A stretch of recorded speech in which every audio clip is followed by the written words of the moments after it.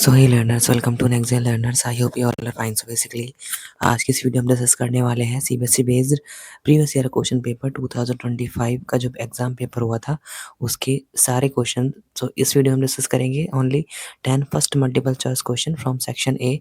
So if you really want to master this multiple choice question, so you can stay with me till the end of this video. और हम पूरा question paper solve करने वाले हैं one by one करके। So let's start the video. तो as you can see the first question on your screen, the question 1 says 0.4 under root 0.4 is n। हमको बताना है कि अंडर रूट 0.4 क्या है, एक नेचुरल नंबर है, एक इंटीजर है, एक रेशनल नंबर है या फिर एक इरेशनल नंबर है। सो ये 1 मार्क का क्वेश्चन है और फर्स्ट क्वेश्चन है सेक्शन ए से 2025 के प्रीवियस ईयर के क्वेश्चन से, क्वेश्चन पेपर से सीबीएसई के 10th क्लास मैथ के। 0.4 को हम लिख सकते हैं 0.4/10। As you can see point हटाएंगे और हम 10 नीचे लिख सकते हैं पॉइंट हटाकर, और under root. Now as you can see 4 का अंडर रूट था 2, 10 का अंडर रूट हम अंडर रूट 10 ही लिख सकते हैं। नाउ वी नो कि 10 अंडर रूट 10 एक इरेशनल नंबर है। सो 2/√10 ऑल्सो एन इरेशनल नंबर। 2/√10 भी एक इरेशनल नंबर होगा। हेंस 0.4 अंडर रूट 0.4 जो होगा वो एक इरेशनल नंबर होगा। So option D will be correct answer. Now as you can see the question number 2 on the screen, question says which of the following cannot be the unit digit of 8's power n where n is a natural number। तो first of all हमको बताना है कि 8 की power n, अगर n natural number है तो उसके लिए यूनिट प्लेस पर कौन सी डिजिट नहीं हो सकती। सो नेचुरल नंबर बेसिकली 1 से स्टार्ट होने वाले नंबर होते हैं, 1 2 3 4 5 6 एंड सो ऑन। सो अगर 10 की पावर 1 रखूंगा तो 10 मिलेगा, 8 की पावर 2 रखूंगा n की जगह पर तो 64, 8 की पावर 3 n इक्वल टू 3 तो 512 मिलेगा, 8 की पावर 4 n इक्वल टू 4 रखने पर 4096 मिलेगा, 8 की पावर 5 अगर मैं n की वैल्यू 5 रखूंगा तो मेरे को मिलेगा 3√768। फिर n की जगह पर अगर 6 रखूंगा सो 8 की पावर 6 मेरे को मिलेगा 262144। Now as you can see unit base पर हमको क्या मिल रहा है, 8 4 2 6 अगेन 8 अगेन 4। तो यहाँ से रिपीटेशन शुरू हो गया। सो 8 4 2 6 ओनली यही यूनिट प्लेस पर हमको मिल सकते हैं। तो इसमें से हमको क्या नहीं मिल सकता, 0 हमको नहीं मिल सकता, 6 भी हमको मिल रहा है, 2 भी हमको मिल रहा है, 4 भी हमको मिल रहा है। एज यू कैन सी हमको सिर्फ 0 नहीं मिल रहा। तो 0 can not be the unit digit of 8's power n for the value of n natural number. Hence option C is the correct answer. Now let's move to the next question. Now as you can see the question number 3 on the screen, the question says which of the following quadratic equation has real or equal roots। हमको ये बताना है, 4 equation हमको दी हुई हैं और हमको बताना है कि इक्वल रूट्स कौन कौन से होंगे इन इक्वेशंस के। सो इक्वल रूट्स होने के लिए जो हमारा डिस्क्रिमिनेंट होता है, discriminant d is equal to b² - 4ac, वो 0 के इक्वल होना चाहिए, तब जाके हमारा रियल और इक्वल रूट्स मिलता है हमको। सो हमको d बेसिकली हमको उनको सबका चेक करना पड़ेगा वन बाय वन। तो सबसे पहले मैं फर्स्ट इक्वेशन का d हम निकालेंगे 2x+1। इसको पहले सॉल्व करके क्वाड्रेटिक इक्वेशन बनाते हैं। so this will be x² + 1 + 2x is equal to 2x + 1। 2x will be cancel out and 1 and 1 will be cancel out। now x² is equal to 0, x² + bx + c। इसकी comparison अगर हम x² is equal to 1 से करेंगे सो हमको a की value मिलेगी 1, b की जगह पर हमको 0 है क्योंकि b है ही नहीं x का कोफिशिएंट, और कांस्टेंट c भी नहीं है, वो भी 0 ही होगा। सो अगर इसके बाद मैं d अपना कैलकुलेट करूँ इस इक्वेशन के लिए, सो b² मीन 0² - 4 × a1 × z 0, तो 0 - 0 = 0। सो फर्स्ट इक्वेशन के इक्वल और रियल रूट्स होंगे बिकॉज इसका डिस्क्रिमिनेंट 0 के इक्वल आ गया। Now as you can see the question number 4, if the zeros of the polynomial ax² + bx + 2a/b are reciprocal of each other then the value of b is। तो हमको दिया हुआ है कि equation के जो जीरोस हैं वो रेसिप्रिकल हैं, तो हमको b की वैल्यू को फाइंड करना है। तो सबसे पहले हम क्या करेंगे, सो हम सबसे पहले रूट्स जो है जीरोस, हम इन जीरोस को सपोज करेंगे। तो जो 0 हुआ I am supposing here let roots are, तो इसके जो हमने रूट्स माने वो माने अल्फा एंड 1/अल्फा, और ये क्योंकि रेसिप्रिकल है तो एक मैंने अल्फा लिया और एक 1/अल्फा। नाउ जो हमारी क्वाड्रेटिक इक्वेशन होती है x² + bx और प्लस c, वो हमको दी हुई है x² + bx + 2a/b। इसकी कंपैरिजन अगर x² + bx + c की स्टैंडर्ड इक्वेशन से करूं सो a आ जाएगा a, b की जगह पर b है और c की जगह पर हमको मिलेगा 2a/b। नाउ अगर यहाँ पे मैं जीरोस का प्रोडक्ट करूं, प्रोडक्ट ऑफ जीरोस, तो प्रोडक्ट ऑफ जीरोस क्या होगा, सी अपॉन ए होता है प्रोडक्ट ऑफ जीरोस, तो सी हमारा 2a अपॉन बी है और ए हमारा ए है। इन दोनों की वैल्यू को अगर सी अपॉन ए में रखूं तो मेरे को मिलेगा 2a upon B and upon A. Now ये ए बी की मल्टीप्लाई में हो जाएगा और जीरोस का जो प्रोडक्ट है वो होगा alpha multiply 1 upon alpha. So alpha alpha will be cancel out, then 1 is equal to 2a upon B A या ए बी। ए से A will be cancel out, so B is equal to आ जाएगा 2, hence B is the 2। So option A is the right answer.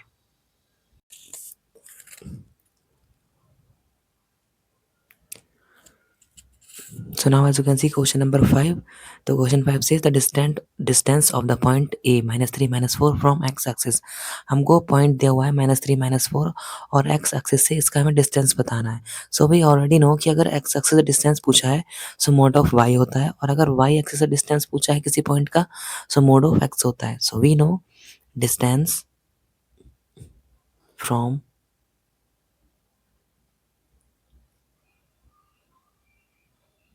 x axis is equal to mod of Y. Y की value हमको दी हुई है -4 as you can see in the point. So -4 को जब हम मोड निकालेंगे सो ये हो जाएगा एब्सोल्यूट वैल्यू ऑफ 4 मीन्स 4 आ जाएगा। So now as you can see the question number 6 on your screen. The question says in the adjoining figure, इस वाले फिगर की बात करिए basically, P Q parallel X Y parallel B C. P Q X Y के parallel है और then ये तीनों एक्स वाई जो है बी सी के। सो बेसिकली ये तीनों लाइन एक दूसरे के पैरेलल दी हुई है, P Q X Y and B C, ये तीनों लाइन दूसरे के पैरेलल है। A P is equal to 2 centimetre. A P की जो वैल्यू दी हुई है वो है 2 centimetre. Let me write here P X is equal to 1.5, P X की वैल्यू 1.5 दी हुई है and B X is equal to दिया हमको 4 centimetre. If Q Y is equal to 0.75, अगर क्यू वाई की वैल्यू 0.75 है देन ए क्यू प्लस सी Y, हमको ए क्यू और प्लस सी वाई की वैल्यू को फाइंड करना है। इन दोनों की वैल्यू को हमको फाइंड करना है, बेसिकली इन दोनों की वैल्यू का प्लस या फिर एडिशन। तो सबसे पहले हम देखेंगे कि इफ अगर हमको दिया हुआ है ट्रायंगल ए एक्स वाई में P Q parallel, A X Y में पी क्यू पैरेलल है एक्स वाई के, so triangle A X Y similar हो जाएगा ट्रायंगल ए पी क्यू के। अगर पी क्यू पैरेलल है एक्स वाई के so in triangle A X Y में ये ट्रायंगल है ए पी क्यू, ये सिमिलर हो जाएगा a triangle A X Y के। सो अगर both the triangle are similar, अगर दोनों ट्रायंगल सिमिलर हैं so corresponding sides ratio should be same. Corresponding sides का जो रेशियो होगा वो सेम होगा in the same ratio. So हम लिखेंगे A P upon P X is equal to A Q upon Q Y.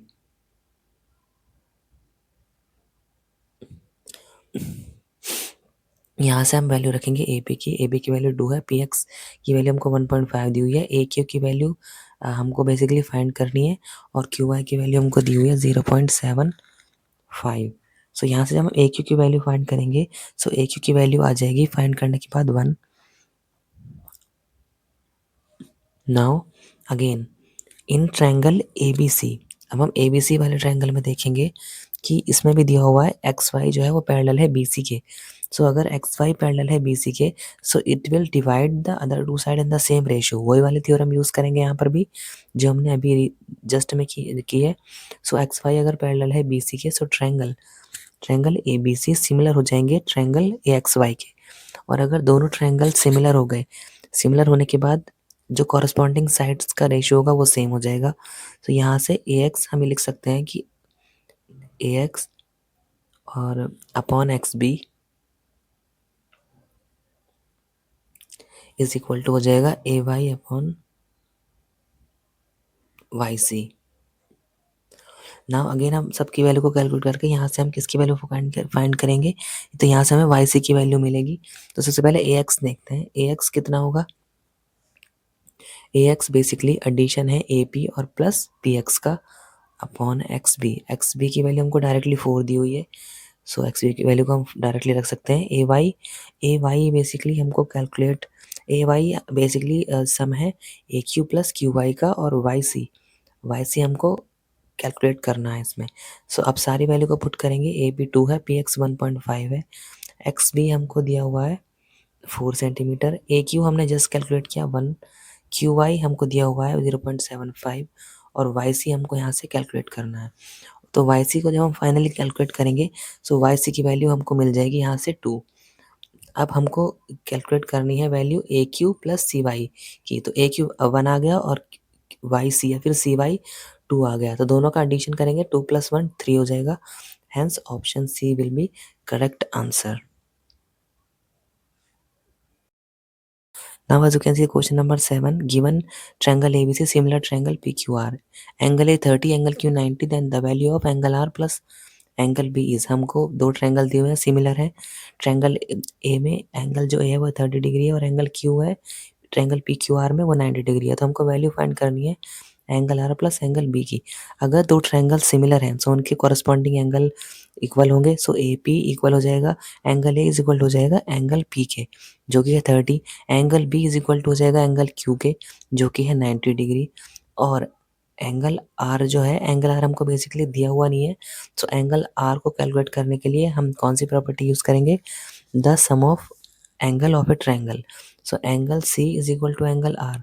अगर ये हमको कैलकुलेट करना पड़ेगा पहले angle are.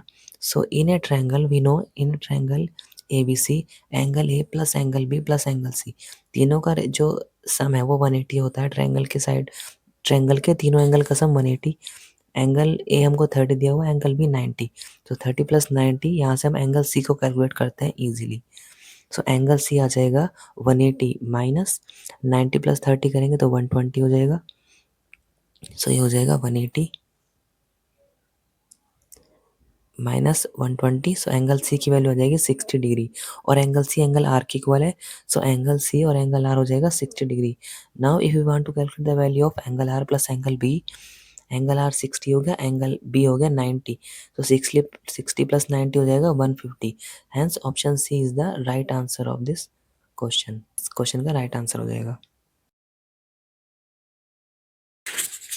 Now you can see the question number 8. Two coins are tossed simultaneously. The probability of getting at least one head is. Probability का question है। दो coin है जो कि एक साथ टॉस किए गए हैं। सो अगर टू कॉइन्स एक साथ टॉस किए जाते हैं सो हमको क्या क्या पॉसिबिलिटीज मिलती है उन्हें हम लिखते हैं। या तो दोनों पर हेड हेड होगा या फिर दोनों पर एक पर टेल एक पर हेड मिलेगा या फिर एक पर हेड एक पर टेल मिलेगा या फिर दोनों पर टेल टेल मिलेगा। So there are basically total 4 outcomes होते हैं। टोटल नंबर ऑफ आउटकम्स हमारे 4 हो गए। इसमें हमें फेवरेबल आउटकम्स देखने हैं जो कि एटलीस्ट वन हेड मिले। तो ऐसे 3 आउटकम्स हैं जो हमको जहाँ पर हमको एटलीस्ट कम से कम एक हेड मिलता है। सो प्रोबेबिलिटी ऑफ इवेंट क्या हो जाएगी, number of outcome favorable and upon total outcomes, so 3/4. Hence option C is the right answer. Now as you can see question number 9, in the adjoining figure PA and PB are tangents to a circle with center O. दो tangent दी हुई हैं PA और PB centre O वाले circle के लिए such that angle P 90, angle P हमको 90 degree दिया हुआ है। AB की जो लेंथ है वो हमको दी हुई है 3√2 centimetre. Then find the diameter of the circle. Then the diameter of the circle is, हमको डायमीटर ऑफ सर्कल बताना है। सो इस क्वेश्चन में सबसे पहले हम क्या करेंगे, अगर हमको डायमीटर निकालना है सर्कल का ये वाला, सो सबसे पहले हम रेडियस फाइंड करने की कोशिश करेंगे कि रेडियस कितनी है। रेडियस फाइंड करने के बाद हम डायमीटर इजीली कैलकुलेट कर सकते हैं क्योंकि डायमीटर रेडियस का डबल होता है। तो सबसे पहले इन triangle A P B, triangle A P B एक राइट एंगल ट्रायंगल है। तो यहाँ पर हम पाइथागोरस थ्योरम का यूज़ कर सकते हैं। पाइथागोरस थ्योरम का यूज़ करके हम क्या करेंगे, using I am writing here Pythagoras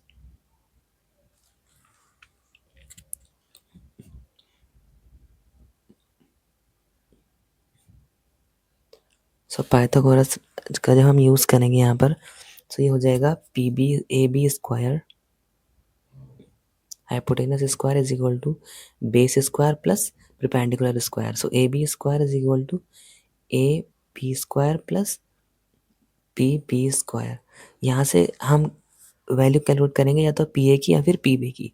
A B की वैल्यू हमको दी हुई है 3√2, इसका स्क्वायर करेंगे। एज वी नो कि दो टेंजेंट जो होती हैं आउटर किसी आउटर पॉइंट से वो दोनों टेंजेंट सर्कल पर सेम लेंथ की होती है, मीन्स दोनों ट्रायंगल सेम होती है। So P A is equal to हो जाएगी पी बी के, दोनों टेंजेंट हैं तो दोनों टेंजेंट्स बराबर होंगी क्योंकि एक ही आउटर पॉइंट से ड्रॉ की गई है सर्कल पर। सो अगर ये दोनों इक्वल हैं तो AP की जगह पर हम PB लिख सकते हैं और PB की जगह पर हम AP या फिर PA भी लिख सकते हैं। यहाँ पर मैं लिख रहा हूँ AP स्क्वायर प्लस PB की जगह पर AP स्क्वायर। सो इसका स्क्वायर हो जाएगा 3√2 का जो स्क्वायर हो जाएगा वो होगा 18 is equal to 2AP square. 2 से कट करेंगे तो 9 आ जाएगा AP स्क्वायर। तो यहाँ से AP की वैल्यू क्या आ जाएगी 3 सेंटीमीटर।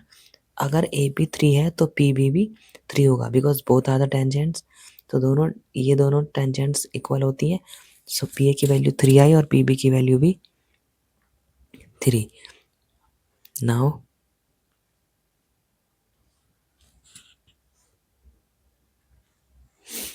ये भी 3 आ गई, ये भी 3 आ गई।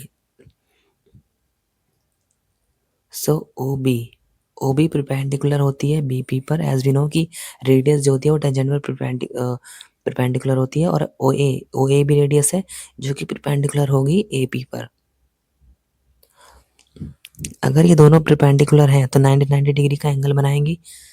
एंगल P ऑलरेडी 90 डिग्री है, एंगल P भी 90 डिग्री है और इस तरह से जो क्वाड्रिलेटरल हो जाएगा, जो क्वाड्रिलेटरल होगा बिकॉज तीनों ट्रायंगल इस क्वाड्रिलेटरल के OAPB के तीनों ट्रायंगल 90 डिग्री आ गए तो क्वाड्रिलेटरल का फोर्थ एंगल भी 90 डिग्री हो जाएगा। और अगर इसके सारे एंगल 90 डिग्री हो गए सो क्वाड्रिलेटरल OAPB एक स्क्वायर होगा। अगर ये एक स्क्वायर है तो इसकी चारों साइड्स बराबर होंगी। So AP is equal to BP, PB is equal to OB is equal to OA। So ये सारी आ जाएंगी 3 centimetre. Now as you know OA और OB ये तो रेडियस है, तो रेडियस अगर 3 है तो डायमीटर कितना होगा 2 × 3 तो हो जाएगा 6 centimetre. Hence option D is the right answer of this question. So now as you can see the question number 10, question 10 says for a circle with center O and radius 5 cm, एक circle दिया हुआ है जिसकी radius 5 centimetre है। which of the following statement is true? 4 statement दी हुई हैं और हमको बताना है कि कौन सी स्टेटमेंट ट्रू है। तो सबसे पहले हम क्या करेंगे, डिस्टेंस P जो स्टेटमेंट है वो है distance between every pair of parallel tangent is 5 centimetre. So जो डिस्टेंस है एवरी, तो ये रॉन्ग हो जाएगा बिकॉज पैरेलल टेंजेंट्स का डिस्टेंस 5 नहीं होगा। Distance between every pair of parallel tangents 10 centimetre. So let me draw 2 tangent first जो कि पैरेलल होंगे एक दूसरे के। एक टेंजेंट ये ड्रॉ करी मैंने और एक टेंजेंट ये ड्रॉ करी। सो अगर ये दोनों पैरेलल है तो इनका डिस्टेंस क्या होगा, इनका डिस्टेंस डायमीटर ऑफ सर्कल के इक्वल होगा। सो अगर मैं डायमीटर कैलकुलेट करूँ सर्कल का तो हो जाएगा 10 सेंटीमीटर बिकॉज रेडियस का डबल। तो distance between every pair of parallel tangent is 10 centimetre. So option Q is the right answer. यहाँ पर भी 2 टेंजेंट अगर मैं यहाँ ड्रॉ करूँ parallel as you can see, तो इनका डिस्टेंस जो होगा वो भी डायमीटर के इक्वल ही होगा और डायमीटर इसका है 10 सेंटीमीटर। सो ऑप्शन Q जो होगा वो ट्रू स्टेटमेंट है। Hence option B is the right answer. Now that's it for today's video. In upcoming videos हम डिस्कस करेंगे next 10 question 10 multiple choice question section A से। Then you can practice this and you can learn this. Thank you so much. Learning made easy, one class at a time. If this helped you today, stay connected. More smart learning is just a click away. And don't forget to like, share, and subscribe. Next Gen Learners. See you in the next one. Bye.